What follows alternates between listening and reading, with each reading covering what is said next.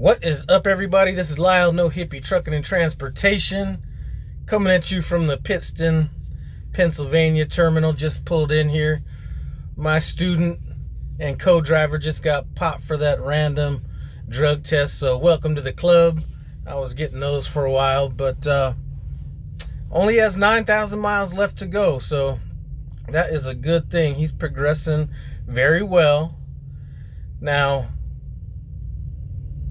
we've been getting a lot of loads that are actually loads I prefer, as opposed to like that coast-to-coast stuff. We've kind of been, once we came out of Colorado, we've kind of been hitting like, the Midwest and maybe up into Philadelphia, Maryland, area like that. But we haven't been doing that California to New Jersey type stuff that I really don't like. So I'm preferring these shorter loads for a couple of different reasons. A lot of times those longer loads don't necessarily pay quite as well.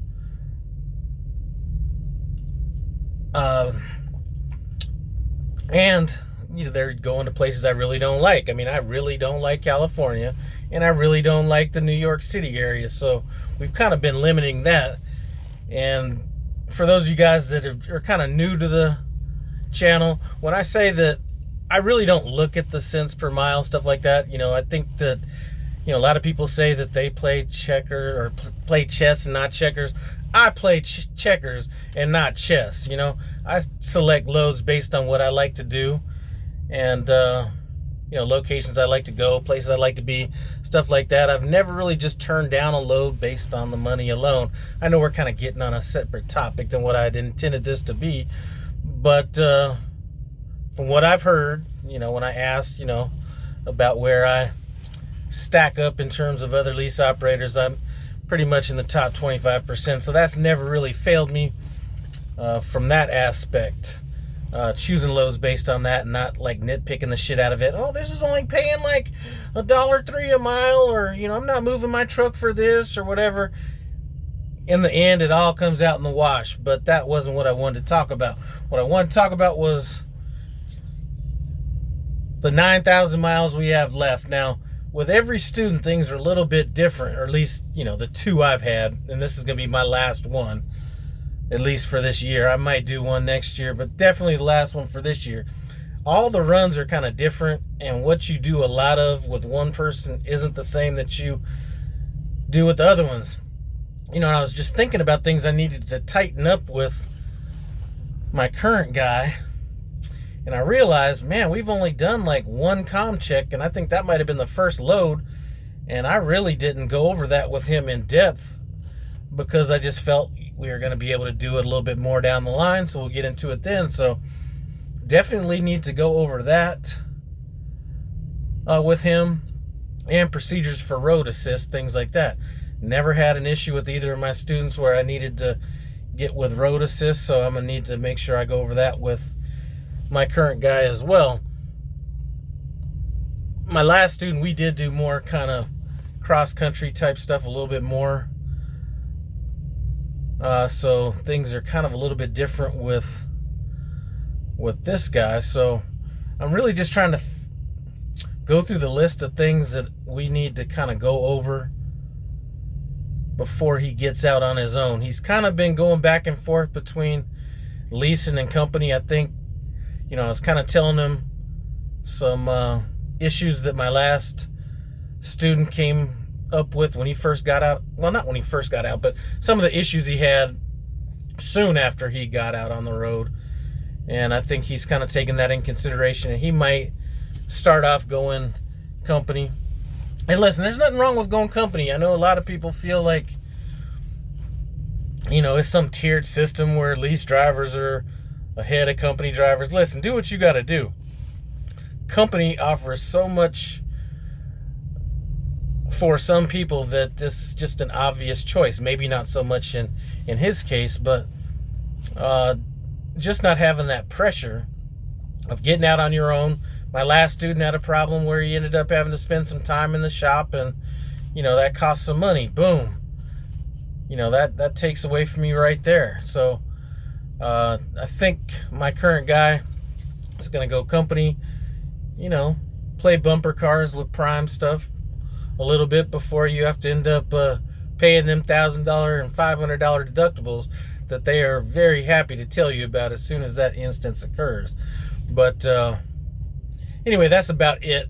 I'm going to try to get a little bit more consistent with these videos and stuff like that. There's a lot of topics that I wanted to kind of cover, but it's just a little bit hard when you're in a team situation to be doing those videos. And I'm not talking about a team, you know, husband-wife team, anything like that.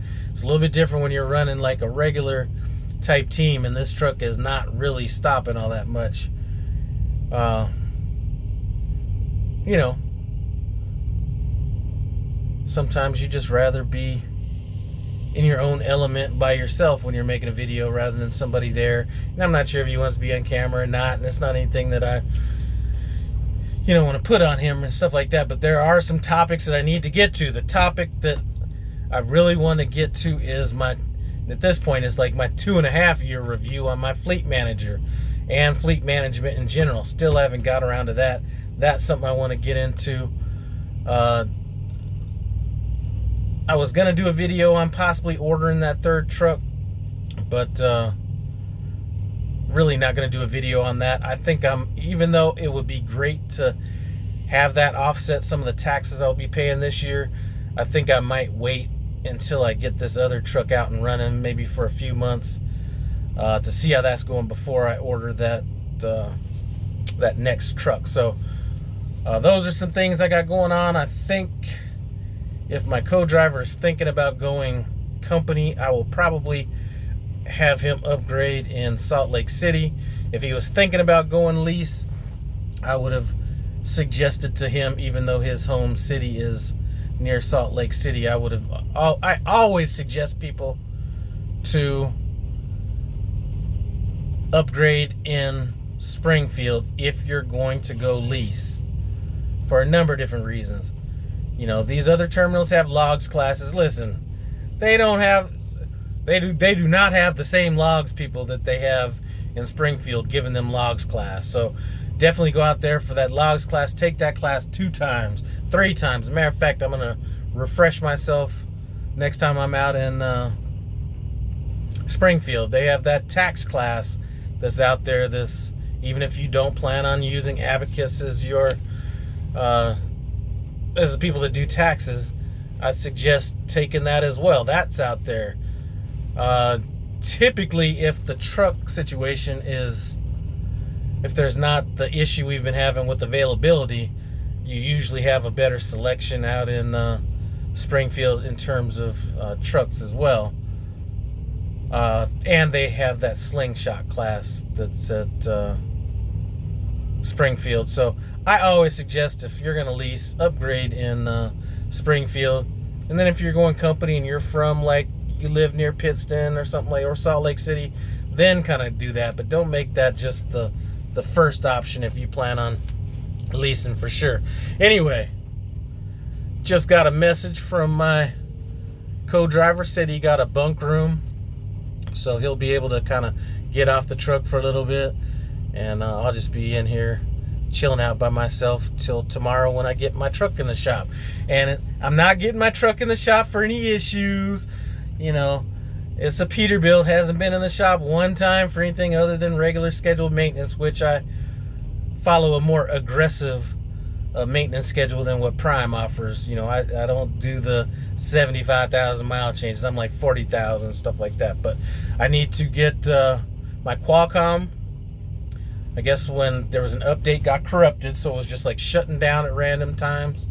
So I'm in here mainly for that. And I was like, well, if I'm in here for that, there's been an APU campaign that's been on for a while. Let me get that handled.